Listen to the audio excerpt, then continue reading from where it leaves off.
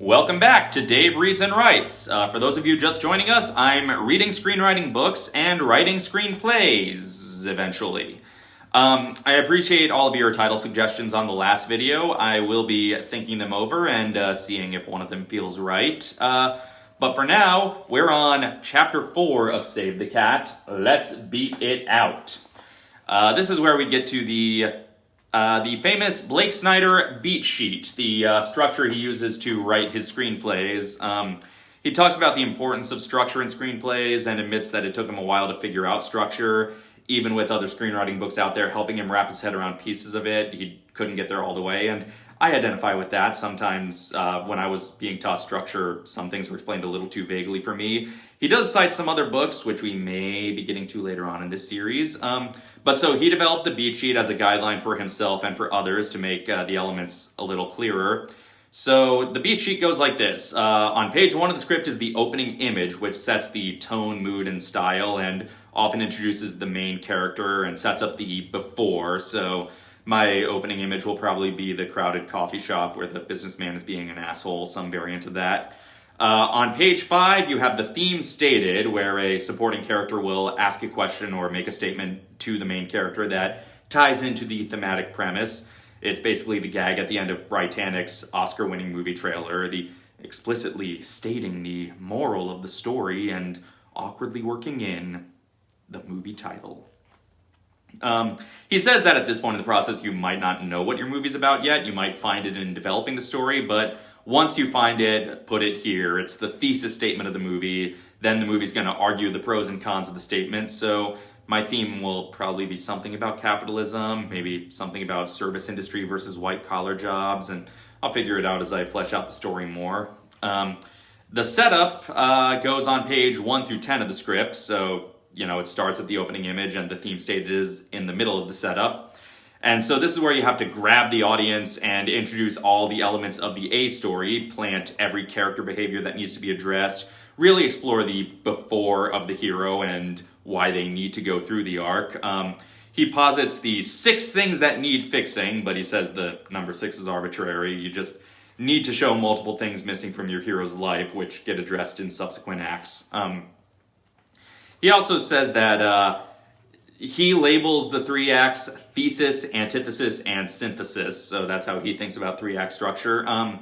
Page 12 of the script has the catalyst, the moment where the protagonist's world is changed. So for me, this will probably be where he starts to suspect the barista of attempted murder.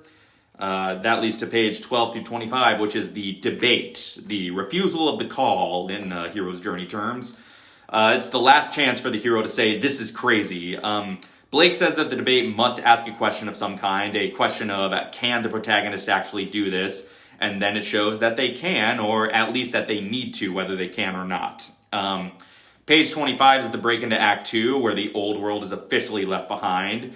And as he says, the new world is the antithesis of the old world, and they need to be distinct enough that the act break is definite. The hero, the character has to choose to go on this. Basically, the catalyst is the prompt, and the break is the decision made from that prompt. He cites Star Wars, how the prompt is Owen and Beru's death, and then Luke separately chooses, "I want to go with you to Alderaan." But being Blake, he mistakenly refers to Owen and Beru as Luke's parents being killed. Come on, dude, how do you botch that one? The most famous line of dialogue from the entire series is the identity of Luke's father. I'm not trying to nitpick, it's just hard to trust you know the bones of movies when you don't seem to pay very much attention to the skin. Like, look a movie in the face, and take it on face value, and then tell me about its bones. Anyway, the B story begins on page 30, according to Blake, and he says the B story of most screenplays is the love story, and the story that carries the theme of the movie and helps smooth over the jarring break between acts. B-story elements don't have to be introduced in Act 1, but he says they are usually the upside-down versions of characters introduced in Act 1, because antithesis.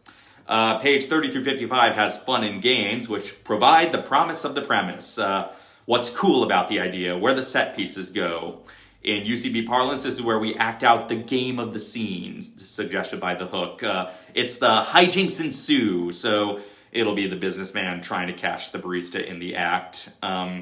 Then page 55 is the midpoint, which is either a false high point or a false low point for the character, where they get everything they think they want but not what they need, or they lose everything they think they want. So there are a couple of ways my screenplay could go for this, but I'm thinking this could be where the businessman manages to get the barista fired or arrested or something, and he thinks the threat is finally gone. Then page 55 through 75 is the bad guys close in. The antagonistic forces tighten their grip. The hero is on their own. So if the barista gets fired at the midpoint, this is where it becomes clear that the true villain was the coffee shop. And then page 75 is all is lost. The opposite of the midpoint. If the midpoint was a false high, this is a new low. And vice versa, but it's still called all is lost, even if it's a false high. It often includes the whiff of death, be it just the death of a mentor, or just the contemplation of death to symbolize the old world dying, clearing the way to fuse antithesis and synthesis. He then cites Elf with Will Ferrell, proving he was aware of an actor who could play George W. Bush, but letting that go for now. Page 75 through 85, you have the dark night of the soul, the darkness before the dawn, the utter hopelessness before the final idea comes along. And then page 85 is the break into Act 3. The ideas introduced in the B story intertwine with the A story, giving the hero the solution that will resolve both stories. And then page 85 through 110 is the finale, where the lessons learned are applied and character tics are mastered, all culminating in page 110 of the script, the final image, the opposite of the opening image, proving that the change has occurred. After laying this all out, he applies the beat sheet to miscongeniality, but first he addresses potential objections on page 91, and I just got to read this. So now that I've laid out these 15 beats for you and used examples like What's Up, Doc, I'm sure all you hip young screenwriting whippersnappers are saying, yeah, right, old man, maybe this applied in your day, but we don't need it anymore. We eschew the need to like a hero. We dig Lara Croft. And all those boring old story beats are passé. Who needs them? What about Memento?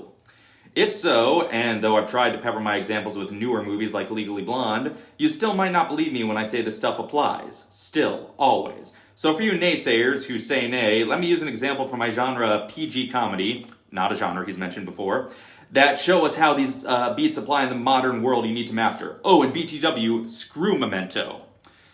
There is so much to unpack here. He basically says Miscongeniality is a better example because it made $100 million and Memento didn't. And later on, he keeps bringing up Memento's box office failure. But Memento made almost $40 million on a budget of $9 million despite not having a wide release. So if that's your idea of failure, for the love of God, let me fail. And history has certainly vindicated Memento by giving Christopher Nolan the rest of his career. So now everybody can have an opinion on his views on reopening movie theaters or letting actors sit down. Christopher Nolan still dominates the discourse, so pretty good job for someone whose movie failed. I don't even understand what his objection with Memento is. Is it that it's non-linear? So is Pulp Fiction, and he had no problem citing that as a positive example earlier in the book. Is it that Guy Pearce doesn't have an arc because he doesn't retain new information? Neither does the city of Nashville, but that counted as a protagonist earlier in the book, apparently. But that's not my real objection here. I don't need to go to bat for Christopher Nolan. I like some of his movies fine, and I find others tedious. Christopher Nolan does not need me to defend him from Blake Snyder. But my issue here is Blake's insistence on squandering a teaching opportunity. He could have gone two ways with this. He could have either shown the tangible ways Memento's breaking of the rules actually hurt it as a film, or he could have shown that Memento's apparent bucking of the rules was only cosmetic, and that it actually followed and repurposed the rules. I know he could do this, because years later, there was a post on the Save the Cat website analyzing Memento, showing how it actually does follow the beat sheet. Yeah, Memento is not such a bad example, apparently. But Blake here in the book would rather just be edgy and say, screw that popular film the young people like, in response to a fictional young straw man saying, screw your rules. In arguing with his hypothetical naysayer, Blake becomes so my way or the highway about it that he forgets to actually, teach. I feel like things like this are what gives this book its negative reputation. I don't have a problem with the beat sheet itself. I think it's a very helpful guide. Like, I agree with him that a lot of screenwriting structure is not as helpful as this.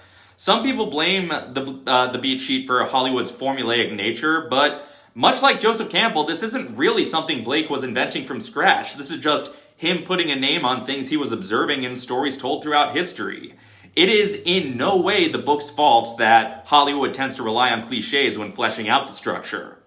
Is he too rigid with page placement? Maybe, but again, he knows what's going to sell. And I don't like the movies that were made out of the scripts that Blake sold, but that's because I don't care for the premises and characters and jokes, not because I don't like the structure. I think the beat sheet is good. I honestly think most of his guidelines so far have been, at the very least, worth trying. I think his unnecessarily confrontational way of introducing his guidelines is, at best, bizarre, and I think it hurts his messaging. Who are you so angry at, Blake? It feels very, damn kids, get off my lawn, but the damn kids are the ones who aren't selling their screenplays. Or, I guess the damn kids in some cases are other movies that actually did get made, in which case, why are you taking your frustrations with studios who greenlit bad scripts out on your students? I accept that screenwriting has rules. I accept that sometimes a movie gets made that doesn't follow those rules. But instead of pointing out how breaking the rules hurts these films, you seem to just pick on movies that you personally don't like, and that's not only weird and petty, it's counterintuitive in your role as a teacher. It undermines the rules that actually do matter because we, the students, just associate all your rules with your personal grudges against movies that we might like just fine. I don't know, it seems like every time I strive to stop nitpicking, to not be confrontational with this book, it just opts to be confrontational and I can't go without addressing it. The best that I can figure is that this is just Blake's sense of humor, and I get being dismissive for a gag. I do it all the time in my work. I tend to describe theme park rides that I like in the most dismissive way possible for a joke. And maybe it would play better conversationally than in the text of a book, but as it stands, I feel like I would be getting more out of this book if it just laid out the rules and shared its examples and stopped trying to be cutesy about it. And that's very rare for me to tell any piece of media, stop trying to be funny and just give me the dry facts. Anyway, the dry facts still work, I think, so I'm going to spend the next few days trying to brainstorm my beat sheet, and I'll poke into the next couple of chapters, but in the meantime, what are your thoughts on all this? Either on my project, or on the beat sheet, or on the book itself? Am I being too hard on Blake, or not hard enough? Let's talk it over in the comments, and until next time, this is Dave, signing off.